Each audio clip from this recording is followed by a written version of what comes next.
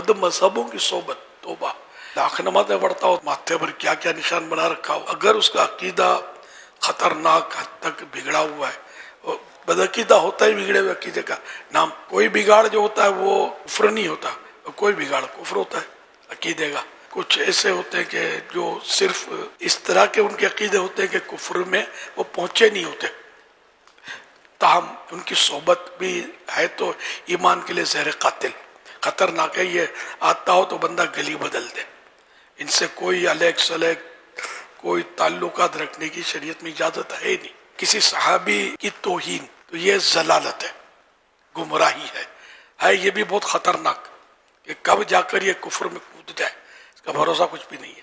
صحابی کوئی بھی ہو، ہر صحابی یہ نبی جنتی، اس کی توہین کی کوئی گنجائش، کوئی اعتراض ان پر ہمارا حق بنتا ہی نہیں ہے، ہمارے لیے ہمارا منہ بنتا ہی نہیں ہے، اور کوئی قابل اعتراض ہے بھی نہیں. کیونکہ اللہ پاک نے سب سے وعدہ کر لیا حسنہ کا، بھلائی کا وعدہ کر دیا. اگر بھلائی کا اللہ نے وعدہ کیا تو کیا وہ جنت کے علاوہ کہیں اور ان کو ڈالے گا؟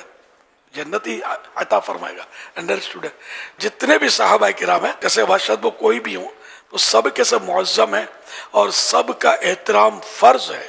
ان کے بارے میں کوئی ہلکا لفظ، کوئی توہین کا لفظ، کوئی اعتراض، کمزور لفظ بولنا ہے نہ تصور میں لانا ہے. یہ سب ہمارے آقا ہے. اللہ پاک کے پیارے میرے آخری نبی صلی اللہ علیہ وسلم نے ارشاد فرمایا، اللہ پاک جب کسی بندے سے بھلائی کا ارادہ فرماتا ہے تو اس کے دل میں میرے تمام اصحاب کی محبت کو ڈال دیتا ہے. کتنا بڑا کرم ہے اللہ پاک کا ہم غلامان صحابہ و اہل بیت پر، کہ ہمارے دل میں محبت ڈالی ہے اسی رب نے. کرم ہے اس کا. انشاءاللہ بھلائی کی منزل سے بھی ہمارا رب ہمیں محروم نہیں فرمائے گا.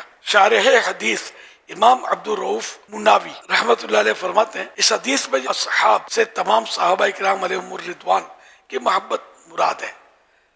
یہاں تک کہ اگر کوئی شخص بعض صحابہ کرام سے تو محبت کرتا ہے لیکن بعض کے متعلق بغض و نفرت کے جذبات بھی رکھتا ہے تو ایسا شخص اس بشارت میں داخل نہیں. یعنی اس کے لیے بھلائی نہیں ہے، اور جس کے لیے بھلائی نہیں ہے وہ جہنم میں جانے کے لیے اپنے آپ کو تیار کرے. نہ رب کی طرف سے جس کے لیے بھلائی نہیں ہے تو اس نے جہنم سے بچنا کب ہے؟ تو بعض فرق کرنا نہیں ہے. ہر صحابی یہ نبی جنتی، کسی پر اعتراض بنتا ہی نہیں ہے. بڑا بچ بچ کر، سنبھل کر قدم پھونک پھونک کے اٹھانا ہے. اسی لیے مطلب یہ کہ صرف اور صرف عاشقان رسول، عاشقان اولیاء، عاشقان صحابہ اہل بیت کی صحبت رہے، انہی کو سنیں. یہ بد مذہبوں کے، بدعقیدہ لوگوں کے کلپ بھی مت سنا کریں. ان کی تقریریں نہیں سننی، ان کی تحریریں نہیں دیکھنی. اپنوں کے پاس ہی رہنا ہے، اپنوں کو سننا ہے.